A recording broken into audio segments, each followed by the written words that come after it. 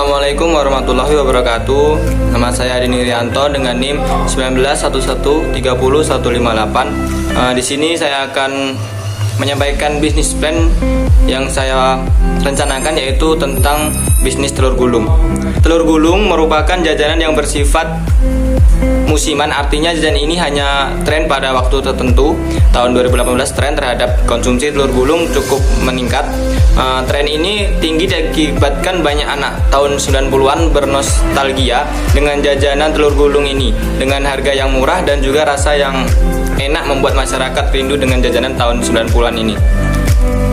Usaha telur gulung ini ingin memperkenalkan ke semua konsumen yang mempunyai keinginan terhadap jajanan masa lalu, namun yang biasanya dulu hanya dijual dengan sederhana. Usaha telur gulung ini memperkenalkan konsep kekinian namun tetap dengan harga yang terjangkau. Visi dan misi dari perencanaan bisnis plan telur gulung ini yaitu menciptakan produk makanan yang sederhana dan berkualitas serta banyak diminati atau disukai masyarakat dengan mengedepankan tampilan yang unik dan menarik. Dan misinya yang pertama yaitu terus melakukan inovasi-inovasi agar selalu menarik minat beli masyarakat.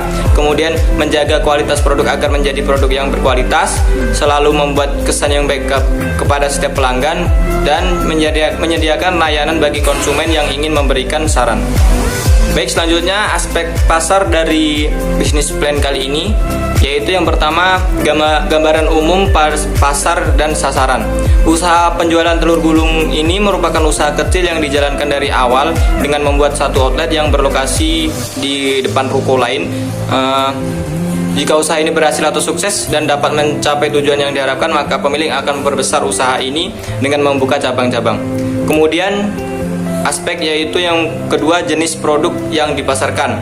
Produk yang dipasarkan merupakan telur gulung dengan berbagai varian rasa dan isi yang mempunyai tampilan yang unik, juga memiliki kandungan yang bergizi. Kemudian target pasar. Telur gulung bisa dinikmati oleh berbagai kalangan, mulai dari anak sekolah, mahasiswa, pegawai kantoran, ibu rumah tangga, sampai dengan lansia sekalipun dapat menikmati produk ini karena menggunakan bahan-bahan yang alami dan berkualitas. Kemudian aspek selanjutnya yaitu pesaing. Untuk saat ini kami mempunyai beberapa pesaing seperti pedagang telur gulung keliling yang lainnya. Walaupun telur gulung sudah sedikit demi sedikit menghilang saat ini, namun pengaruh pesaing terhadap penjualan telur gulung ini sedikit berpengaruh karena para pesaing sudah terlebih dahulu menjual telur gulung dan juga tempat berjalan yang cukup strategis, sehingga banyak orang yang melakukan aktivitas di tempat tersebut dan sering membeli telur gulung di sana. Selanjutnya yaitu aspek sasaran pembeli. Sasaran dari telur gulung ini adalah para penikmat makanan ringan atau tambahan makanan lainnya dari semua kalangan, mulai dari anak sekolah, pegawai kantoran, mahasiswa, ibu rumah tangga. Dan selanjutnya strategi STP, yaitu segmentasi, targeting, dan positioning. Untuk segmentasi dilihat dari demografis. Segmentasi ini dilakukan dengan membagi pasar ke dalam kelompok-kelompok berdasarkan variabel demografis seperti usia, jenis kelamin, besar keluarga, pendapatan, ras, pendidikan, dan pekerjaan. Yang pertama yaitu umur.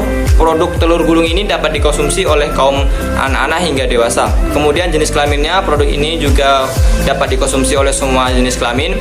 Untuk pendapatannya, produk telur gulung ini dapat dibeli dengan pendapatan konsumen, di mana pendapatan konsumen golongan menengah ke atas dan golongan menengah ke bawah. Karena produk telur gulung merupakan harga yang terjangkau untuk golongan menengah ke atas dan golongan menengah ke bawah. Serta yang selanjutnya yaitu segmentasi demografik multivariasi, yaitu produk telur gulung ini diarahkan kepada segmentasi umur, jenis kelamin, dan pendapatan, sehingga produk dapat secara maksimal diterima oleh konsumen dan memberikan satu kepuasan konsumen. Selanjutnya yaitu targeting. Setelah memetakan pasar, tahap targeting adalah membidik kelompok konsumen mana yang akan kita sasar atau strategi target market. Selanjutnya yaitu positioning. Pada posisi pasar, telur gulung merupakan makanan yang bergizi tanpa adanya bahan kimia yang berbahaya.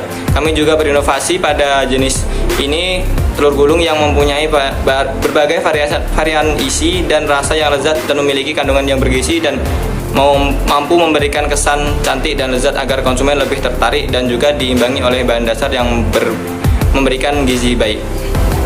Selanjutnya analisis SWOT dari bisnis plan kali ini. Yang pertama itu kekuatannya atau strength. Telur gulung memiliki tampilan yang unik dan menarik karena memiliki berbagai varian sehingga membuat konsumen ingin merasakan produk ini. Selanjutnya, telur gulung memiliki rasa yang lezat karena pemilihan bahan baku yang berkualitas. Selanjutnya, harga telur gulung sangat terjangkau dan lokasi outlet yang letaknya strategis sehingga mudah dijangkau oleh konsumen.